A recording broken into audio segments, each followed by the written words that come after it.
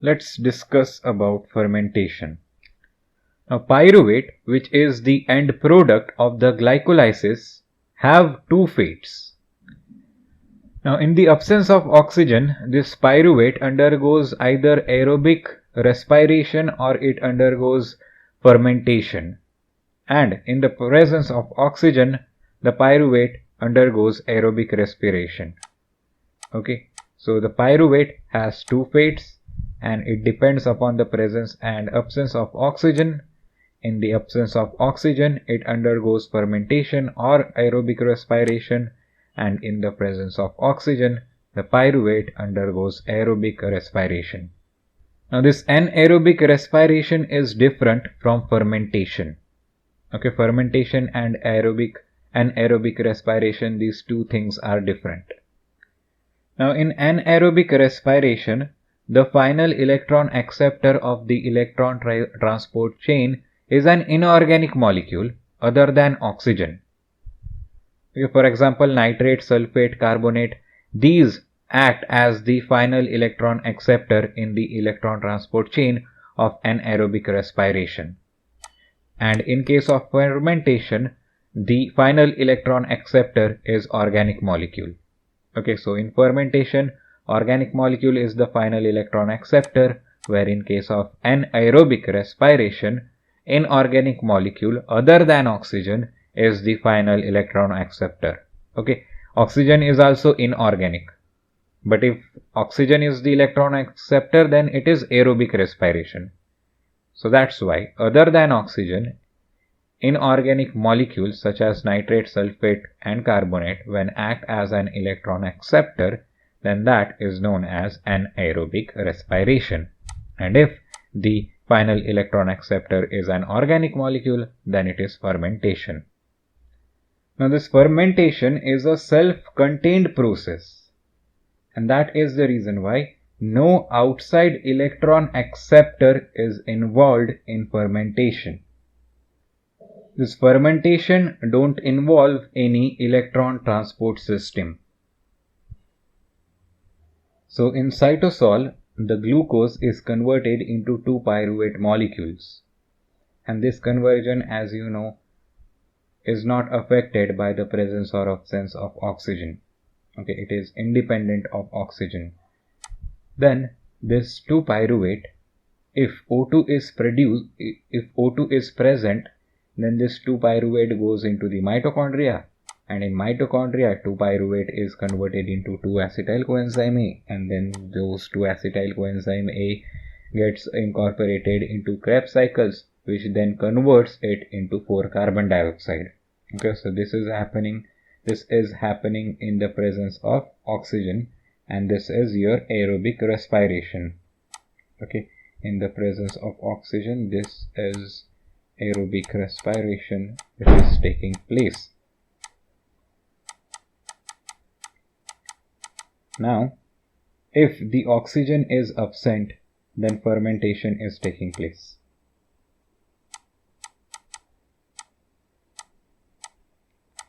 And in fermentation, what happens is the 2-pyruvate molecules gets converted into 2-ethanol or lactate in the absence of oxygen. This is what the fermentation is all about. Now, glycolysis is common for fermentation and aerobic respiration. Okay, if the organism is showing fermentation, then also glycolysis is going to take place. If that organism shows aerobic respiration, then also glycolysis is going to take place. Now, the facultative anaerobes can show both aerobic respiration as well as fermentation, and whether the pyruvate is going to be subjected to aerobic respiration or fermentation, that depends upon the presence or absence of oxygen. If oxygen is present, then aerobic respiration will take place, but if oxygen is absent, then this facultative anaerobes will show fermentation. Now, during fermentation, where O2 is not present or cell cannot use it, in that case the NAD+ is regenerated from NADH by transferring the electrons to organic molecules. Okay, NAD plus is regenerated from NADH by transferring electrons to the organic molecules. Okay, in this process of fermentation, the pyruvate is converted into organic molecules like lactate or ethanol. Now, the process of fermentation is classified either on the basis of the substrates which are fermented or fermentation product form. Okay, which substrate are fermented or what product is formed after fermentation. On these two bases, the fermentation is classified.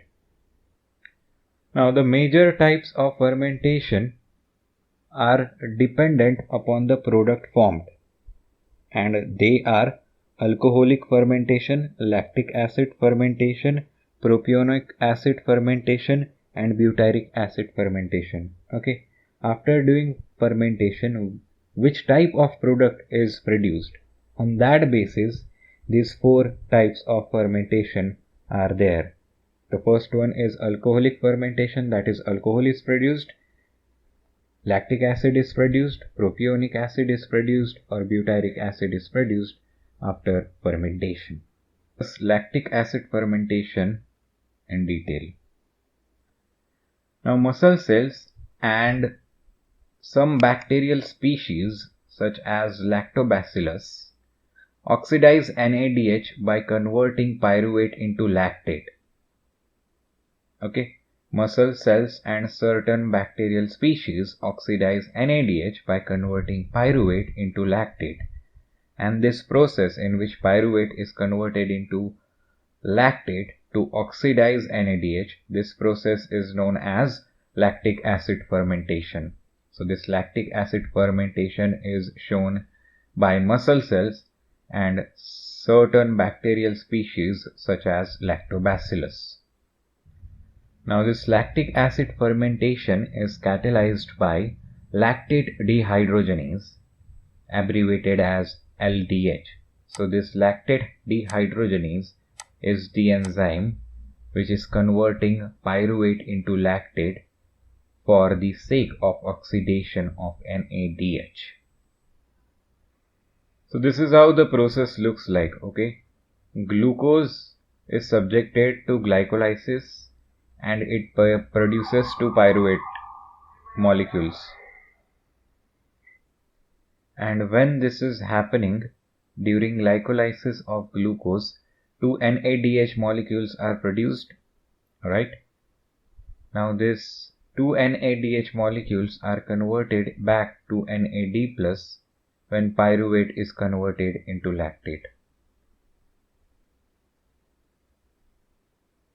So this pyruvate accepts the electrons from NADH and gets converted into lactate. NADH is consumed in the reduction of pyruvate. That is what is happening. Now the regeneration of NAD plus in the reduction of pyruvate to lactate sustains the glycolysis in anaerobic condition. Okay, the glycolysis is possible in anaerobic condition because of the regeneration of NAD plus. For glycolysis, you require NAD plus. And in this lactic acid fermentation, the NAD plus is regenerated by the reduction of pyruvate into lactate. Now, in case of animals, the lactate which is produced in muscle is recycled to glucose in the liver. Okay, lactate is converted back to glucose, and this conversion of lactate to glucose is happening in liver. Now, the lactate which is produced in the muscle is transported to the liver, and in liver, LDH reoxidizes lactate into pyruvate. Then this pyruvate is subjected to gluconeogenesis and it is converted to glucose in liver. Okay, so the lactate comes back to liver, and in liver the lactate is reoxidized into pyruvate, then pyruvate is subjected to gluconeogenesis and glucose is produced, and this is happening in liver. Now, after that, the liver exports this glucose to the muscle cells, and in muscle cells, this glucose is subjected to glycolysis. Now, this lactic acid cycle that we just discussed is also known as Cori cycle. Now, this Cori cycle is named after Carl and Gerty Cori, which won Nobel Prize in Physiology or Medicine in 1947 for their studies in glycogen metabolism and blood glucose regulation. So this lactic acid cycle, which is also known as Cori cycle, is named after Carl and Gerty Cori. So this is how the Cori cycle looks like. Okay, so in skeletal muscle, the glucose is converted into pyruvate, then pyruvate is converted into lactate. Okay, this happens because of lactic acid fermentation. Now, the lactate produced in the skeletal muscle goes into the blood, and via blood it reaches muscle. It reaches liver, and in liver, this lactate it's converted into pyruvate, and then that pyruvate is subjected to gluconeogenesis, and because of which there is production of glucose. Now this glucose goes back into the blood cell, comes into the skeletal muscle, and it is converted back into lactate. Okay, this cycle is known as Cori cycle or lactic acid cycle. Now let's see about alcoholic fermentation.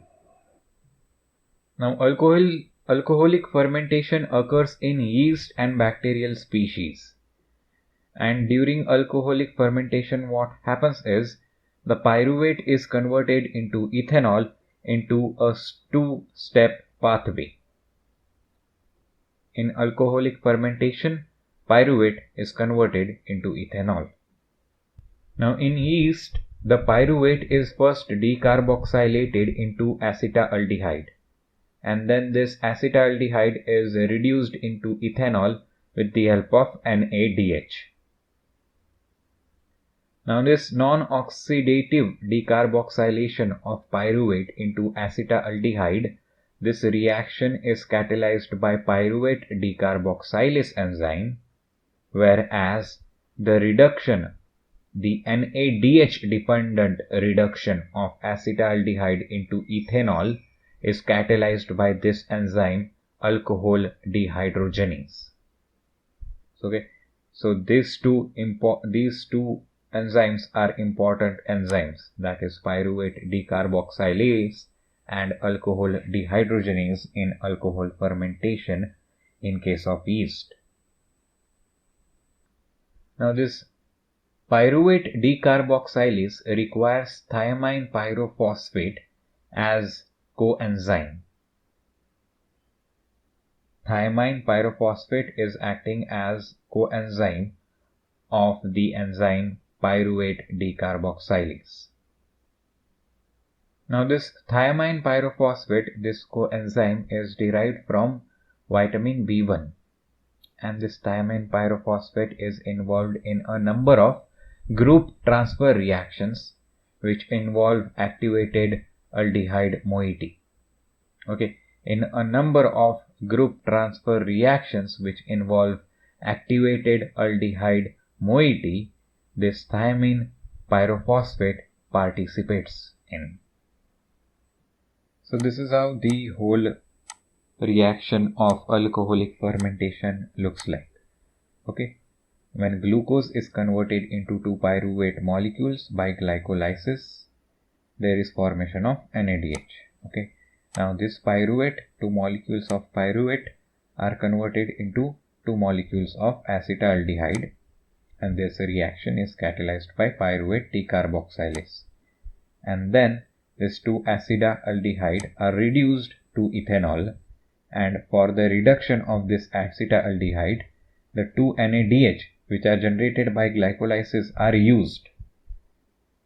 Okay, so these 2-NADH molecules of glycolysis donates their electron to this acetaldehyde. Okay, acetaldehyde acts as the electron acceptor, and then when it is reduced, there is formation of 2 ethanol molecules. So this is how the alcoholic fermentation takes place. The acetaldehyde is acting as the electron acceptor, which then produces ethanol.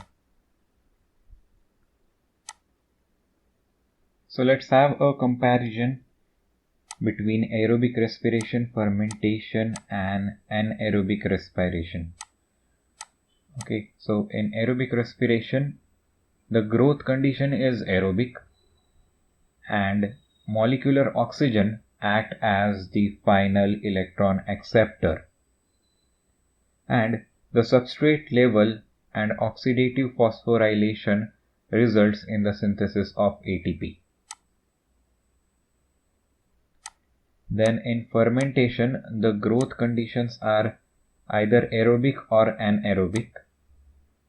Organic substrate act as the final electron acceptor in case of fermentation, and substrate level phosphorylation takes place, which results in the synthesis of ATP. In the aerobic respiration, it was substrate level phosphorylation and oxidative phosphorylation. But in case of fermentation, it is only substrate level phosphorylation. Then in case of anaerobic respiration, the growth condition is obviously anaerobic. Then the inorganic substrates such as nitrate and sulfate act as the electron acceptor but not oxygen. Okay, that is anaerobic respiration. And substrate level phosphorylation and oxidative phosphorylation results in the formation of ATP.